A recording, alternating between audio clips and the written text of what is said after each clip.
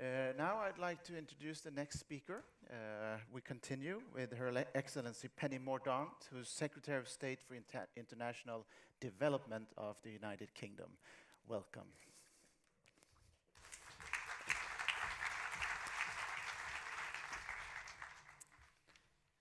Your Majesty, ladies and gentlemen, I'd like to say thank you to End Violence, the Swedish government, and We Protect Global Alliance for hosting today's important event.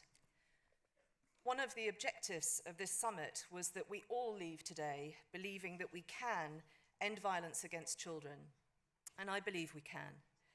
And to help that, I was going to talk about what DFID had done, what works, our future plans, and to talk about the announcement we're making today of new funding to protect children from physical and sexual abuse.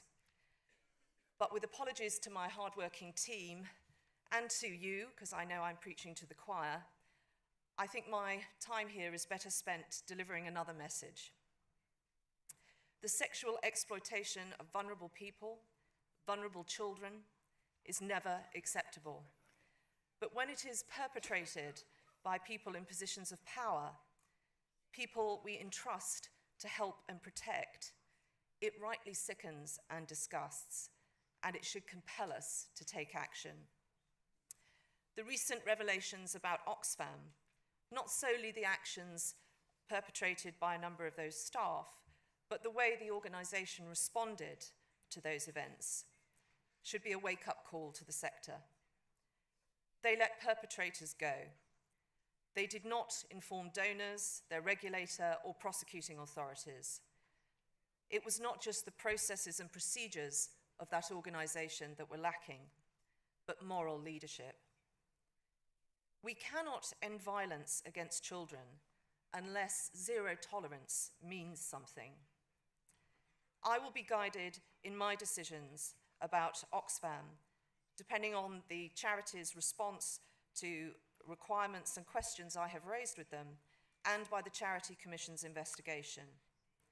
But no organisation is too big, or our work with them too complex, for me to hesitate to remove funding from them if we cannot trust them to put the beneficiaries of aid first. I've held meetings with charity bosses, regulators, and experts over the last few days, and tomorrow I will be meeting with the National Crime Agency. While investigations have to be completed and any potential criminals prosecuted accordingly, what is clear is that the culture that allowed this to happen needs to change, and it needs to change now. I am writing to every single charity which receives UK aid, demanding full transparency and set out assurances about their safeguarding procedures. If our standards are not met, then the British taxpayer will not continue to fund them. Unless you safeguard everyone in your organisation that comes into contact with you, including beneficiaries, staff and volunteers, we will not fund you. Unless you create a culture that prioritises the safety of vulnerable people and ensures victims and whistleblowers can come forward without fear, we will not work with you. And unless you report every serious incident and allegation, no matter how damaging to your reputation, we cannot be your partners. The same message goes out to any organisation and partner, whether they're in the public, private or third sector, which receives UK aid, and this includes the component parts of the UN. We want procedures to change. We want leaders to lead with moral authority, and we want staff to be held accountable for their actions, no matter where they are. Sexual abuse and exploitation is an issue the entire development sector needs to confront. The UN reported that there were 300 incidents of sexual exploitation and abuse, including child rape, carried out by UN peacekeepers and civilian staff in 2016. That figure is morally repugnant, and it is unacceptable. We will not wait for the UN and other organisations to step up. The British government will take action now. My department has created a new unit to review safeguarding across all parts of the aid sector, both in the UK and internationally. Amongst other things, we will urgently look into how we can stop sexual abusers and predators from being re-employed by charities, including the possibility of setting up a global register of development workers. Secondly, we will step up our existing work with the UN Secretary-General to stop abuses under the UN flag. There will be no immunity for rape and sexual abuse, and I welcome the recent statement from the UN to that effect and note the work that UNICEF has done.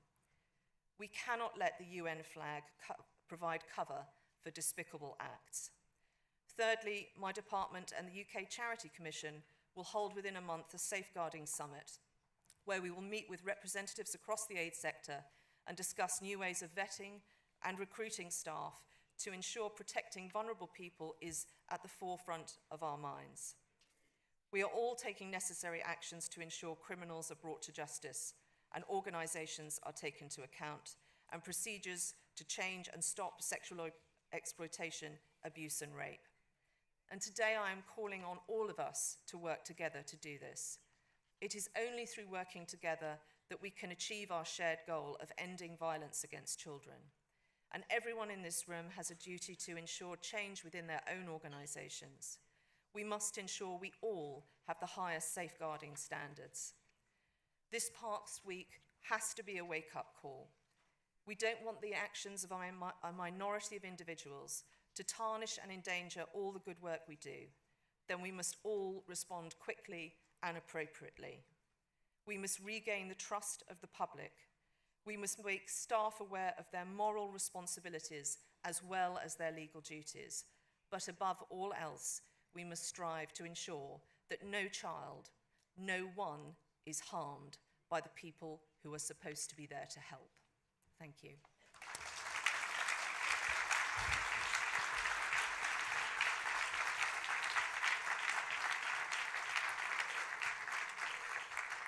Thank you, Madam Secretary, for those strong and clear messages.